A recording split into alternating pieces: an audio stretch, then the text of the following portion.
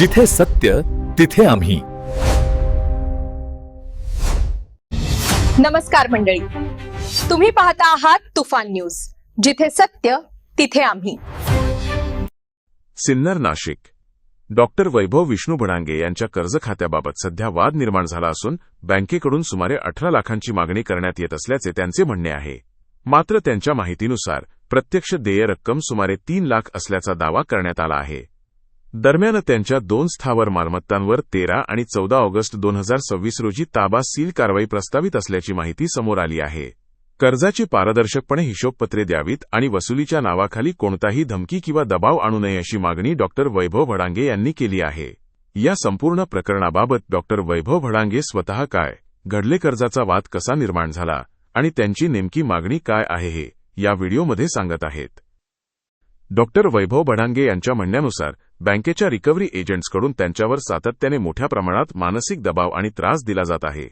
त्यांच्या आरोपानुसार मंत्री प्रीती सावंत मॅडम आणि चौरे मॅडम यांच्याकडून वारंवार दबाव आणला जात असल्याचे त्यांनी सांगितले आहे. नमस्कार, मी वैभव भडांगे. मी अभ्युदय बँकेमधनं 2011 साली 33 लाख रुपये लोन हे सिटी स्कॅन मशिनरीसाठी घेतलं होतं. मी सामान्य मुलगा आहे आणि या सगळ्यासाठी मी फक्त प्रगती म्हणून आज कुठेतरी मेडिकल क्षेत्रामध्ये कुठेतरी सेवा घडावी आहे हेतूनही मी हे मशीन टाकलं. पण याच्यामध्ये मला अभ्युदय बँकेकडनं लोन मिळालं 33 लाख रुपये. पण माझं 2011 पासून तर 2015पर्यंत मी ॲक्च्युली यांचे रेग्युलर 76,000 रुपये पर मंथ या हिशोबाने मी त्यांचा EMI पेड केला. त्याच्यानंतर माझं सिटी स्कॅन मशीन हे बंद झालं, ते ब्रेकडाऊन झालं. ब्रेकडाऊन झाल्यानंतर मी बँकेला कळवलं. त्यांनी माझ्याकडनं पैसे घेऊन insurance company New India insurance company यांच्याकडनं इन्शुरन्स काढला होता आणि मी इन्शुरन्समध्ये व्हॅलिड पण होतो कारण मी सगळे नॉर्म्स कंप्लीट केलेले होते. मी दोघांना ॲप्लिकेशन दिलं, बँकेला पण आणि न्यू इंडिया इन्शुरन्स कंपनीला पण. यांनी मला कोणताही सपोर्ट न करता त्यांनी आम्हाला माझी फाईल ही रिजेक्ट केली का तुम्हाला कोणताही 1 रुपया पण भेटणार नाही. त्याच्यानंतर मी कन्झ्युमर कोर्टामध्ये गेलो. कन्झ्युमर कोर्टामध्ये गेल्यानंतर मला न्यायाधीशांनी मला चांगलं समजून घेतलं आणि मी माझी बाजू त्यांच्यासमोर चांगली मांडू शकलो ऑलरेडी. आणि कारण की माझं खोटं नव्हतं, जे होते ते ऑन पेपर्स माझ्याकडे सगळे प्रूफ होते.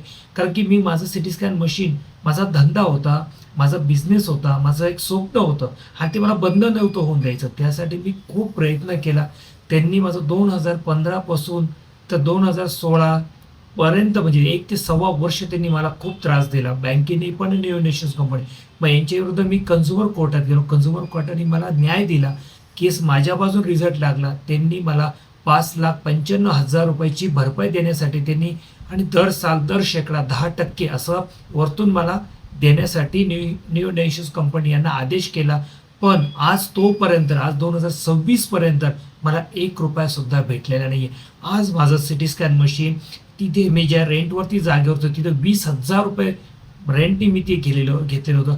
आज माझं मशीन अभ्युदय बँकेने त्यावेळेस 2016-17ला मी त्यांना सांगितलं का ही माझं विकण्यासाठी मला परमिशन द्या. त्यावेळेस मला तिची 15 लाख रुपये प्राईज येत होती आणि ते भरून मी माझं लोन जे आहे ते माझ्या डोक्यावरचं कमी करणार होतो. आतापर्यंत मी सर जवळपास 33 लाखाच्या अगेन्स्टमध्ये 50 लाखाच्या जवळपास मी पैसे पेड केले. तरी पण अभ्युदय बँक माझ्या वारंवार माझ्या गॅरेंटर यांच्या प्रॉपर्टी सेल करून पाहते आणि इव्हन म्हणजे माझ्या सगळ्यांना मानसिक त्रास देते, टॉर्चरिंग करता आहे, फोन करून टॉर्चरिंग करता आहे ते ऑलरेडी. याच्यामध्ये प्रशासकीय लोक पण त्यांना साथ देत आहे. आज सुद्धा मी जॉबलेस असताना मला स्वतःला पॉलिप आहे, मला त्रास होतोय बोलायचा, माझा ऑपरेशनसाठी सुद्धा आज माझी अवस्था बेकार झालेली आहे सर. या सगळ्या गोष्टींमध्ये तरी पण मी बोलतोय कारण माझ्यावर अन्याय झाला म्हणून मी बोलतोय. सगळ्यात आज या सेकंदाला मी एवढं करून सुद्धा दर महिन्याला गॅरेंटरच्या याच्यातून जे 40,000 रुपये कट होत आहे आजही मी गॅरेंटरला ते परत देतोय सर. आज व्याजाने पैसे आणून मी आता मार्च महिन्यामध्ये सुद्धा 2026ला मार्चमध्ये मला बोलले मंत्री साहेब म्हणून आहेत रिकव्हरी डिपार्टमेंटचे, त्यांनी बोलले का तुम्हाला आम्ही OTS करून देतो, तुम्ही OTS साठी ते जे 4 लाख रुपये लागतात ते तुम्ही इथं पे करा. याच्यामध्ये चौरे मॅडम आहे ब्रँच मॅनेजर, यांनी सुद्धा मला गळी पाडलं. इथं मंत्री साहेब म्हणून आहेत जे रिकव्हरी डिपार्टमेंटचे परेलला असतात त्यांचं ऑफिसला, त्यांनी पण मला 4 लाख रुपये भरून घेतले माझ्याकडनं. साहेब मी ते व्याजाने आणलेले पैसे आहेत ते 4 लाखाचं व्याज पण मी आज भरतो आहे. ते 4 लाख रुपये त्याच्यात 520 रुपयाचा मी OTAचा फॉर्म भरून दिला, सगळ्या गोष्टी त्यांना क्लिअर करून दिला आणि आज त्याच्यानंतर 15 दिवसातच त्यांनी माझी प्रॉपर्टी सील करण्यासाठी परत आदेश काढला. म्हणजे एकासाठी माझ्याकडे ते पैसे पण घेत आहे, माझ्या गॅरंटरकडनं माझे 40,000 रुपये पण घेत आहे. वरतून आज माझ्यावरती फक्त 3 लाख मॅक्सिमम 3.5 लाख रुपये फक्त माझ्यावरती मुद्दल बाकी आहे. पण ते म्हणताय का तुमच्याकडनं आम्हाला व्याजावर व्याज पाहिजे, तुम्हाला जेवढ्या आम्ही नोटिसा पाठवल्या, कोर्टाचे सगळा खर्च आम्ही तुमच्याकडनं घेणार आहोत. साहेब मी आज जॉबलेस झालेलो आहे. फक्त अभिदय बँक आणि न्यू इन्शुरन्स कंपनी त्यांनी मला याच्यात पाडलेलं आहे. आज मी कसा तरी आज मी जगतो आहे.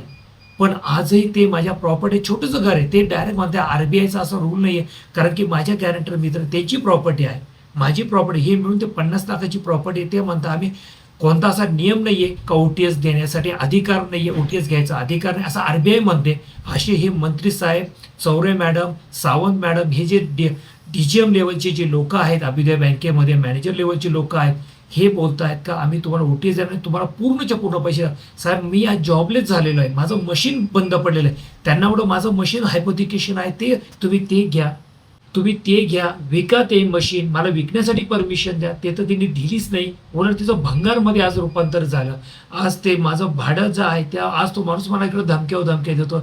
आज 5-7 वर्षाला त्यांच्या तिथे मशीन आहे, ते म्हणता तुम्ही आम्हाला पैसे आणून द्या, दर महिन्याला 20,000 रुपये म्हणता सर. आज नाही एवढा 7 ते 8 लाख रुपये माझं फक्त घराचं भाडं झालेलं आहे सर. या सगळ्या गोष्टीमध्ये मी चारी बाजूने आर्थिक संकटात फक्त न्यू इन्शुरन्स कंपनी आणि अभिदय बँक यांनी मला खूप आर्थिक अडचणीत आणलेलं आहे. याच्यामध्ये 100% हे जे ऑफिसर लोक आहे यांना माझ्या प्रॉपर्ट्या गिळायच्या आहे, यांना ह्या दुसऱ्यांना द्यायच्या आहे, त्यात त्यांना कमिशन काढायचं आहे, त्यासाठी मला त्रास देत आहे. यांचेच काही स्टाफने मला गपचूप सांगितलं का साहेब हे तुमचीच प्रॉपर्टी विकून यांना कमिशन भेटणार आहे, बाकीच्या लोकांना कमिशन देतात, हा यांचा धंदा आहे, ते तुम्हाला कधीच OTS होऊन देणार आहे. RBIचा सर नियम आहे. मी गुगल केलं, मी याला बघितलं GPT म्हणून, त्याच्यात सुद्धा त्यांनी सांगितलं का तुम्हाला OTSचा अधिकार असतो तुमचा बिझनेस गेल्यानंतर RBIचा.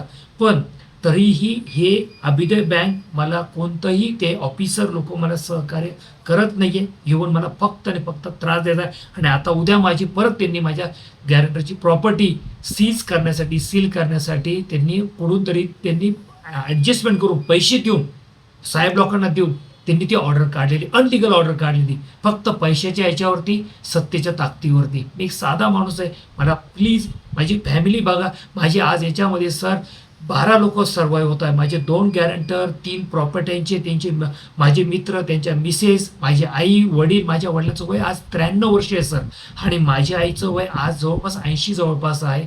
आज यांना हे जाऊन धमक्या देत आहे, तिथं इरिटेट करताय सर ऑलरेडी.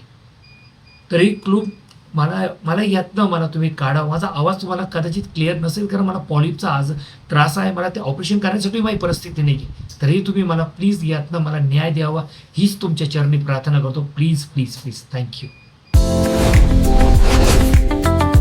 जिथे सत्य तिथे आम्ही.